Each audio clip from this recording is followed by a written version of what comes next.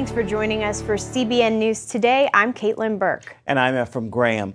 Another winter wallop has turned deadly. This latest blast of back-to-back snowstorms has buried much of the Midwest and the Northeast, leaving at least 7 people dead and hammering much of the country with Arctic temperatures. Heather Sells has more on the winter mess. More than 40 inches of snow have blanketed Boston in the last 7 days, a new record for a city that's no stranger to winter weather. Schools are closed, and even worse, the mayor has postponed the victory parade for the New England Patriots until tomorrow. We're asking people, if you can, stay off the roads, try and take public transportation. Along the coast in Massachusetts, high winds and waves are battering homes already damaged from last week's storm. 2 people have died on ice-covered roads in Rye, New York.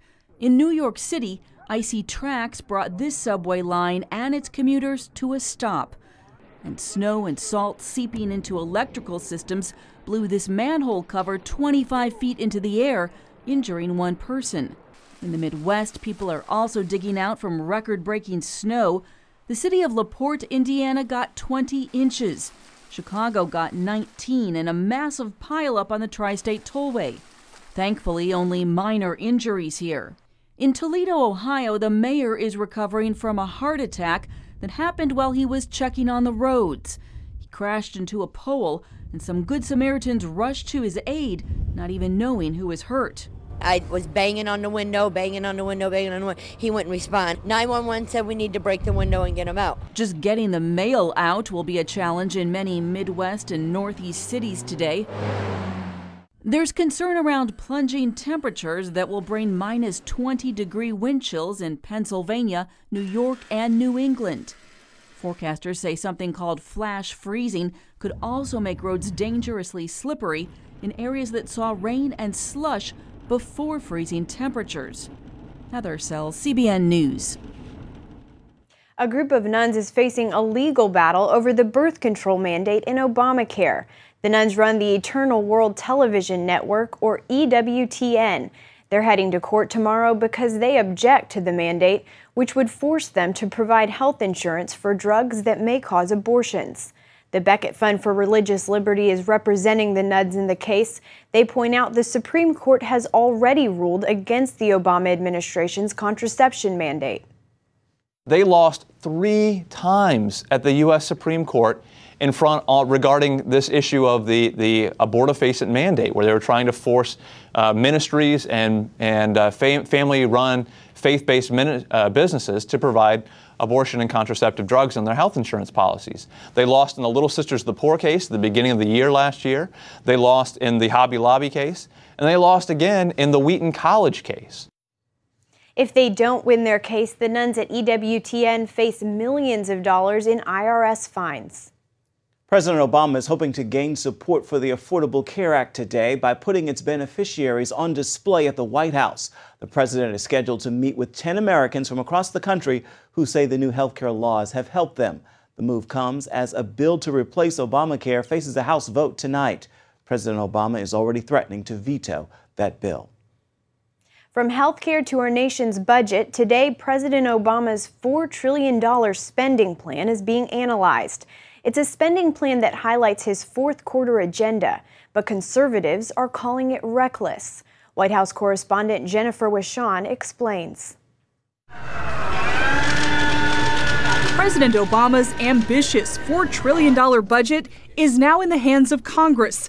He calls it middle-class economics. It helps working families' paychecks go farther by treating things like paid sick leave and child care as the economic priorities that they are. To do that, the president proposes raising $1.5 trillion in new taxes on high-earning taxpayers and corporations, including giving America the distinction of having the highest estate tax in the world. But according to the Urban Institute and Brookings Institution, 70% of middle-class families making between $50,000 and $70,000 a year would see no change in their tax bills. Instead of middle-class economics, some conservatives are calling it envy economics. Stephen Moore is chief economist for the Heritage Foundation. I think this was not a budget. This was a social statement by the president. It was a political philosophy that he's putting forward, that the way you create growth is by stealing from the rich and giving to the poor. The president's 10-year spending plan also goes over federal spending caps, which were agreed to by both parties, by nearly $500 billion. I'm going to keep fighting to make sure that every American has the chance not just to share in America's success, but to contribute to America's success. That's what this budget is about. Democratic leaders call it a forward-looking and fiscally responsible plan, but the Republican majority disagrees. And critics say the president wrote his budget as though the November election that ushered in a new Republican majority on the Hill never happened. This was an in-your-face budget that said, you know, we're going to go ahead with our liberal agenda. We don't care what the voters say. We don't care what the conservative Republican majority in Congress says. We're going to move aggressively forward with this. The president has introduced some of these ideas before, and they failed, even when Democrats controlled the Senate. And another big issue is that the president's spending plan doesn't even try to balance the budget. Speaker John Boehner says this plan never balances, ever. It contains no solutions to address the drivers of our debt and no plan to fix our entire tax code to help foster growth and create jobs.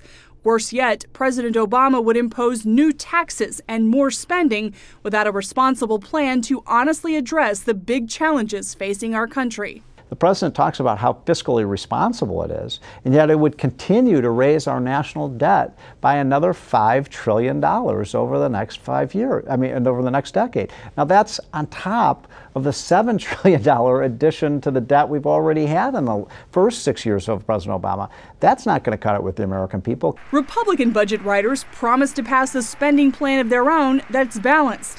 They have until April 15th to do so. Voters who sent them to Washington will be watching. Jennifer Wishon, CBN News, Washington. Owners of a bakery in Oregon are being ordered to pay a lesbian couple damages after declining to bake a cake for their same-sex wedding. A hearing is scheduled in March to determine how much the owners will have to pay.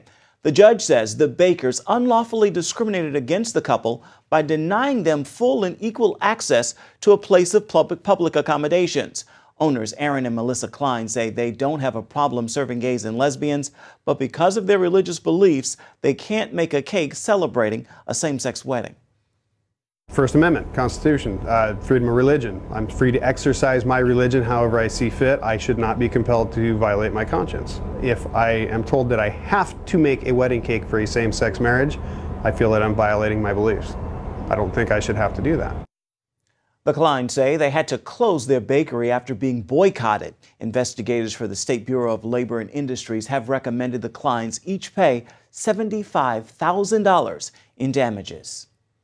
Doctors across the country are dealing with a measles outbreak, mostly among children.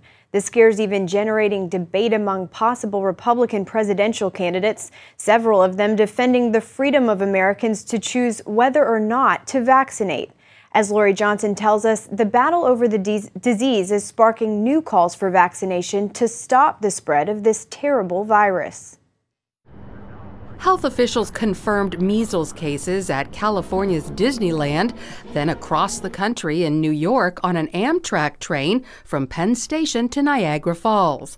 In all, nearly 100 cases have been reported in 14 states. Doctors caution measles is extremely easy to catch. It's so contagious that if somebody has measles and they're in a room and breathing because it's spread by air droplets, and then they leave the room and an unimmunized person walks into that same room 2 hours later, there's a 90% chance that they're going to get infected. While measles is highly contagious, it's also highly preventable, thanks to the measles vaccine.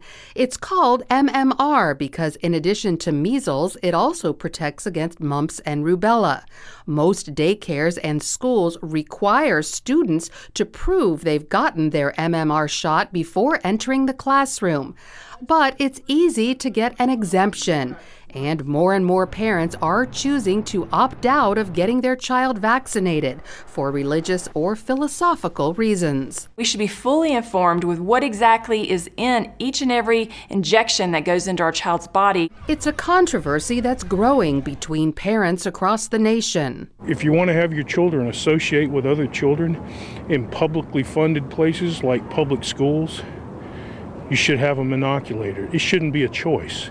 You should have to have that because you're putting everybody else at danger. Symptoms of measles include the telltale red blotchy skin rash, also a cough, runny nose, and fever. Measles can lead to ear infection, pneumonia, and in rare cases, death. Lori Johnson, CBN News. Many packaged meals and snacks for toddlers have a worrisome amount of salt and sugar, and that could give them a taste at a young age for foods that can lead to obesity and other health risks. That is according to a new study from the Centers for Disease Control. The CDC studied more than 1,000 foods marketed for infants and toddlers, including popular brands of baby food, cereal bars, breakfast pastries, toddler dinners, mini hot dogs, rice cakes, crackers, dried fruit snacks, and yogurt treats. The study notes almost 1 in 4 children between the ages of 2 and 5 are overweight or obese. The survey was done on foods available in 2012. Grocery Manufacturers of America now says more foods have come out on the market that have less sodium in them. The CDC still advises parents to read labels carefully and choose those healthier choices. Michael Medved, a popular conservative radio host, has stage 3 cancer. Medved made the announcement Friday during his radio show and on his website. He said he'll be taking a break from the broadcast while he undergoes treatment. He wrote, "I always knew that it would take something serious to keep me away from the microphone I cherish for an extended period of time. As it turns out, I am facing something serious. It's called cancer." Medved was diagnosed in the middle of December and began treatment immediately. He says his prognosis of a full recovery is good. I told my sons we will overcome this adversity. We were given a second chance to live, and that's why we will overcome this. We're showing you how CBN is helping victims of Typhoon Haiyan recover more than a year after the storm devastated the Philippines. We're seeing new images of Cuba's Fidel Castro for the first time in 5 months. The government published 10 online images of the 88-year-old former leader. Castro is shown talking to a college student. The meeting is said to have taken place nearly 2 weeks ago. The photos were released around midnight on Monday. The last published images of Castro were of Castro talking with Venezuela's president back in August. CBN's disaster relief teams have been ministering to victims of the devastating Typhoon Haiyan for more than a year now. Their latest project is an organic farm, and it's helping countless families earn a livelihood. George Thomas brings us the story now from the Philippines. Nympha Babula knows how fortunate she is to be alive today. Nothing was left of our possessions. Our house was destroyed. All our belongings gone. A year ago, the world's most powerful storm to ever hit land slammed into the Philippines, killing thousands. I told my sons we will overcome this adversity. We were given a second chance to live, and that's why we will overcome this. In a small village not too far from her destroyed community, Babula and 60 other Filipino families are putting that spirit to work at a unique CBN disaster relief organic farm. We learn about hard work and the techniques of organic farming. And of course, when you plant, you will harvest. And that's why I'm so happy to be part of this project. The farm is a first of its kind in this region. We plant tomatoes, potatoes, chilies, peppers, corn, bitter melon, string beans. We use no chemicals, and so we are able to teach the people to eat what is good for their bodies. The goal is to give families who've lost everything a sustainable livelihood that can also build self-confidence. People have a mindset that they cannot do it, but we are teaching and giving them agriculture training so they will learn how to earn a living. And now that they have harvested, they are happy. As a single mother of 6, Babula was struggling to put food on the table before the typhoon hit. I used to sell food that I cooked in the market, but I was not earning that much money. But now trips to the market have taken on new significance. I can't wait to bring the vegetables to the market. Thank you very much, CBN. Because of your help, we are able to stand again. In time, I know that our farm will become bigger and we will earn more. Thank you for giving us hope. And judging from the huge success of this project, CBN Disaster Relief is planning to start a piggery, poultry, and fish farm. It is not enough to give houses to victims of the typhoon. We need to give them means of livelihood. And that's what's happening with this farm. We help them get up on their feet, assure their sustainability, and help them build back better. George Thomas, CBN News, Palo Leyte, Philippines. Up next, the problem of porn and why it's so addictive. Meet former porn addicts who've come clean in church. Hey everybody, I'm Lori Johnson in the CBN Newsroom. I do health reports to keep you living well for a long time. You know, February is American Heart Month, and so now is a great time to talk about how to avoid getting heart disease. And what's really interesting is doctors are now saying it's not high cholesterol that causes heart disease, but rather inflammation.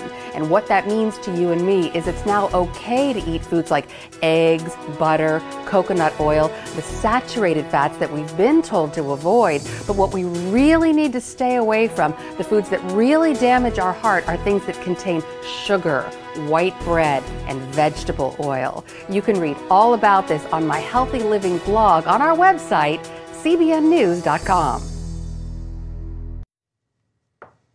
Pornography. The church may be the last place you'd expect to hear about it, but one Florida pastor says it's time for leaders to wake up and fight back against this scourge. So he's doing just that. He is bringing the problem to light within the walls of his very own church. Paul Strand brings us a compelling story.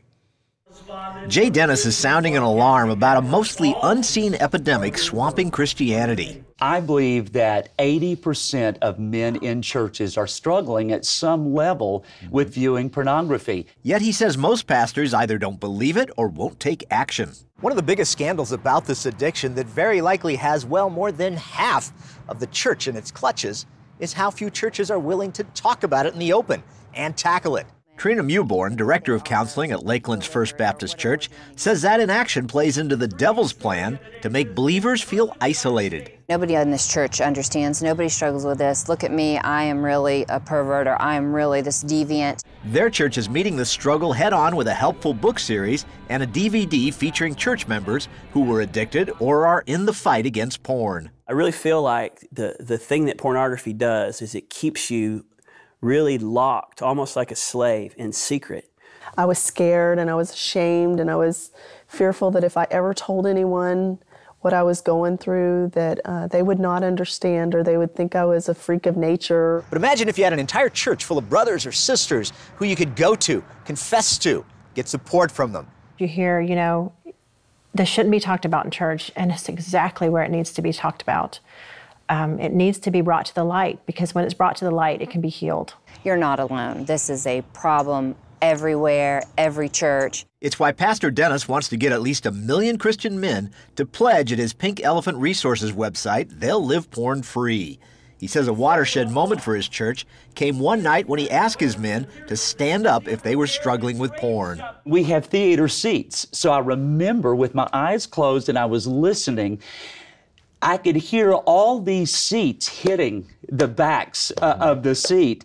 And I said, when I heard that, it sounded like chains were snapping. Dennis believes the public confession and recovery of those addicts and near addicts brought revival to his church.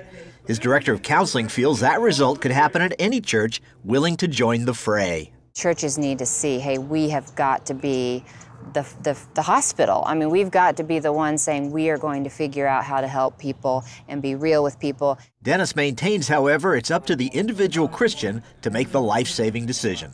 No man goes into this knowing that, hey, I know I'm going to destroy my life, I'm going to wreck my marriage, I'm going to ruin my testimony.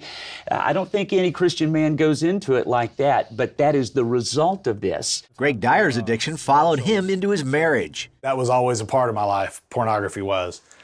Even once I met Kathy, that pornography was still a part of my life. And then that led to years of lying to her. Despite his Christianity, the X-rated material led him to move out on Kathy and into an affair with a coworker. I viewed women as sex objects instead of women, someone else's daughter. And so when the girl made herself available to me, it wasn't that big of a stretch. After 7 years of marriage, Kathy couldn't believe it when she found out about Greg's double life. It was very shocking for me. It took a long time for me to just absorb that this was Greg. She realized the seriousness of his problem after studying how porn is as addictive as any drug. As far as the synapses firing in your brain when you look at a pornographic image or when you use cocaine, for instance, there's really not much of a difference. The exact same chemical reaction happens in the brain when a person is addicted to pornography every time they view it that happens in a heroin addict when they do a hit of heroin. Greg got desperate, though, when he heard God say he was no longer going to protect him. I knew what the presence of God was in my life, and at that point, it was gone. And it scared me. It scared straight, basically. Through months of painful counseling and struggle, the Dyers eventually put their marriage back together. I think I started to see Greg through God's eyes. That's really kind of what happened. Kathy wrote a book with Pastor Dennis about how Christian wives can help their husbands find freedom. And Greg testifies there was nothing sweeter than getting porn free. It owned me for a majority of my life, and I don't feel like it owned me anymore. Paul Strand, CBN News, reporting from Lakeland, Florida. And finally this hour, CBN and CBN's Orphans Promise are helping refugees in war-torn eastern Ukraine. Teams of volunteers have been helping locals with evacuation arrangements, medical assistance, clean water, and other essential items. And in some cases, they've helped residents get back to their homes and reconstruct. Teams have evacuated roughly 2,000 people and made several trips to the front line zone to provide food, water, medicine, diapers, warm clothes, and shoes. You can find out more about what CBN is doing around the world by logging on to cbn.com/international. That's it for now on CBN News Today. You can find more of our exclusive coverage of the issues you care about most at cbnnews.com. And take the time to tell us what you think about the stories you've seen here today. You can do that on Facebook or at CBN News on Twitter. Certainly hope you'll join us again right here next time. Make it a terrific Tuesday, everybody.